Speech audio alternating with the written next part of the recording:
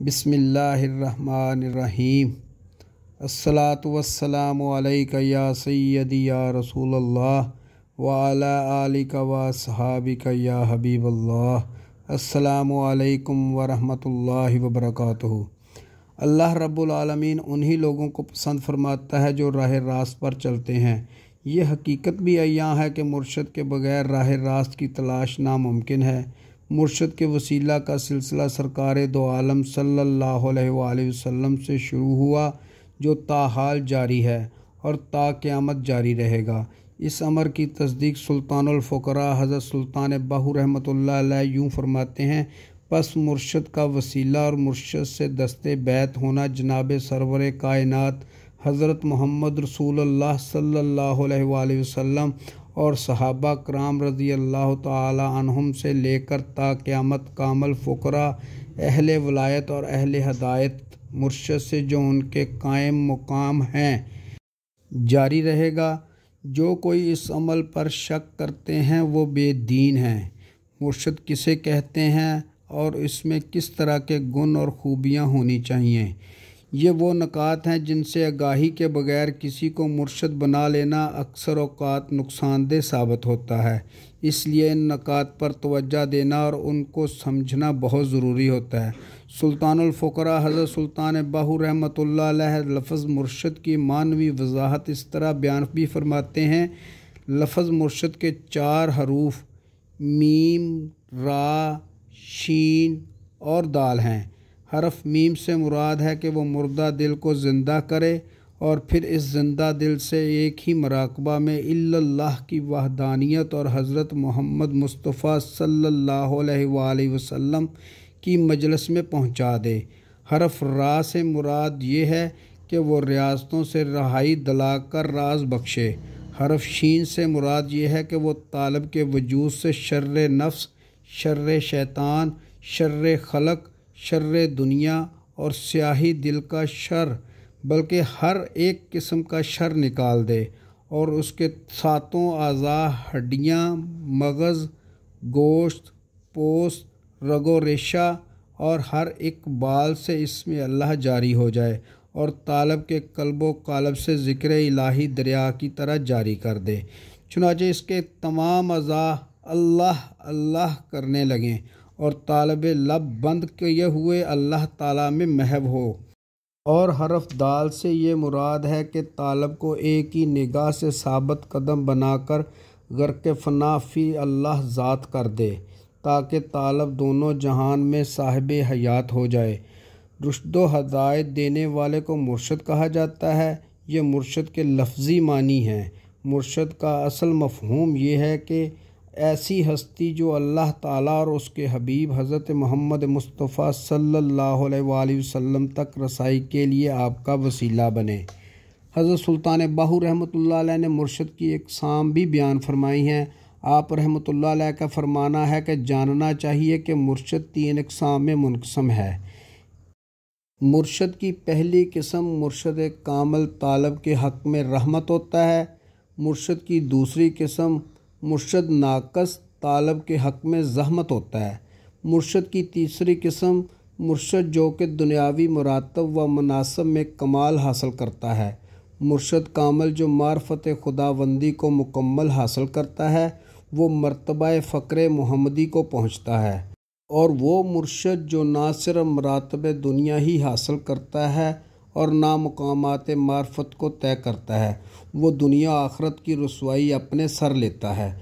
मुर्शद कहलाने के शौक़ में ऐसे लोग जिनका तज़किरा हज़रत सुल्तान बाहू रहमतुल्लाह अलैह ने मुर्शद की दूसरी और तीसरी किस्म में फ़रमाया, मुख्तलिफ़ इक़साम के हरबे इस्तेमाल करते हैं, जिनमें से एक तशहीरी हरबा है।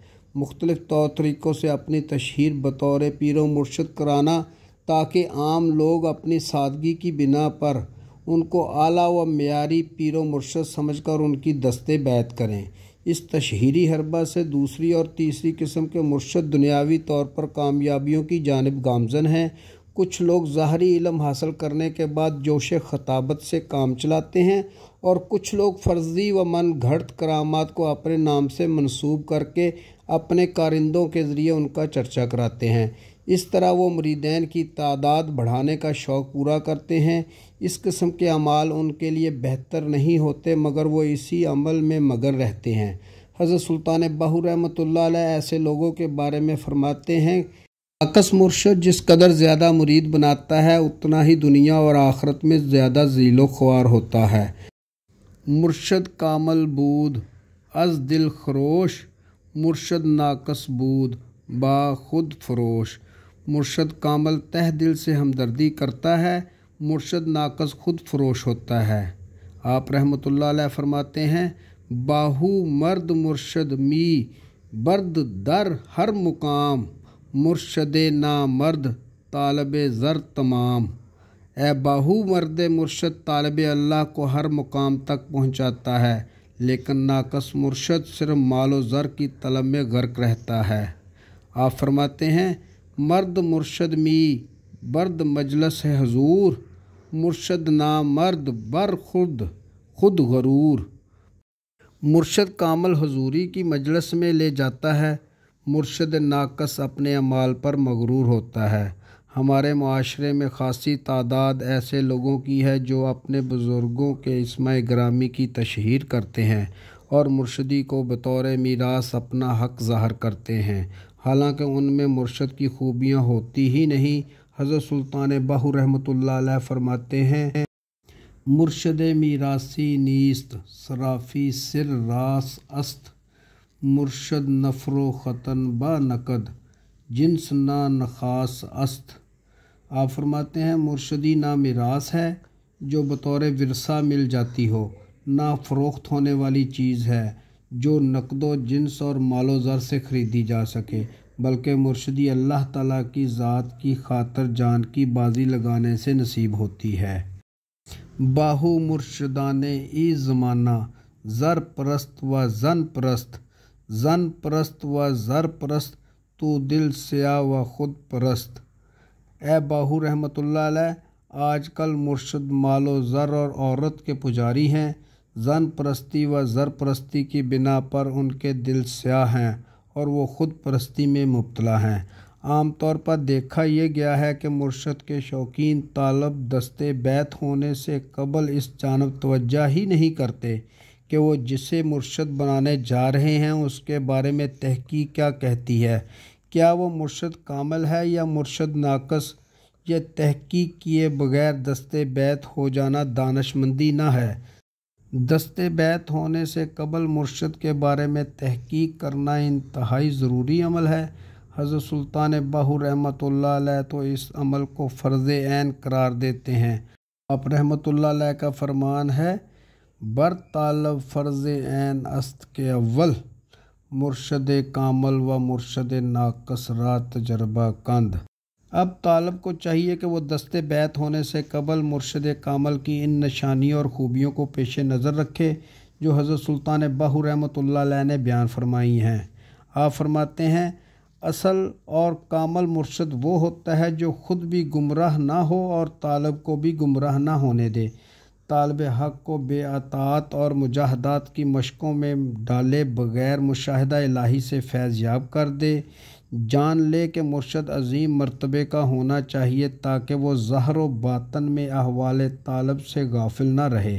مرشد کی شان ہے کہ طالب سے اگر کوئی خطا یا غلطی یا صغیرہ و کبیرہ گناہ سرزد ہو جائے تو ذریعہ کشف اسے آگاہی ہو جاتی ہے اور وہ اسی وقت وجود میں غوطہ زن ہو کر مجلس محمدی صلی اللہ علیہ وآلہ وسلم میں پہنچ جاتا ہے اور التماس کر کے حضور صلی اللہ علیہ وآلہ وسلم سے طالب کے گناہ بخشوا دیتا ہے۔ اس راہ میں مرشد کامل ایسا صاحب توفیق ہونا چاہیے جو ہر وقت طالب کی گردن پر سوار رہے اور ظاہر و باطن کی ہر حالت میں اس کے تمام اقوال و افعال کی نگرانی کرتا رہے اور خود کو درمیان میں لائے بغیر اپنے تمام امور سپرد خدا کر دے۔ مرشد کامل وہ ہے جو طالب اللہ کو پہلے ہی روز اسم اللہ ذات کے تصور کے شروع میں ہی نور فی اللہ کے مرتبے پر پہنچا دے اور دیدار سے مشرف کر کے حضوری میں پہنچا دے، تاکہ طالب اللہ کو ریاضت خلوت اور چلہ کی ضرورت ہی نہ رہے۔ اے سچے طالب، مرشد حقیقی وہ ہے کہ طالب کو طلب کے مطابق دے، اگر اس کے مقاصد پورے نہ ہو سکے تو وہ مرشد نہیں ہے، بلکہ وہ کسی دوسرے کی تلاش کرے، ورنہ دائمی طور پر ناقص رہے گا۔ سلطان الفقراء نے طالبان حق کی رہنمائی کے لیے تمام پہلو اجاگر فرما دیے ہیں، ان کو پیش نظر رکھ کر ہی مرشد کامل کی تلاش کرنا چاہیے۔ امید ہے آپ کو آج کی ویڈیو پسند آئی ہوگی۔ آئندہ ملیں گے ایک نئے موضوع کے ساتھ، تب تک کے لیے اپنا خیال رکھیے اور اپنے میزبان خالد قمر کو اجازت دیجیے۔ اللہ حافظ۔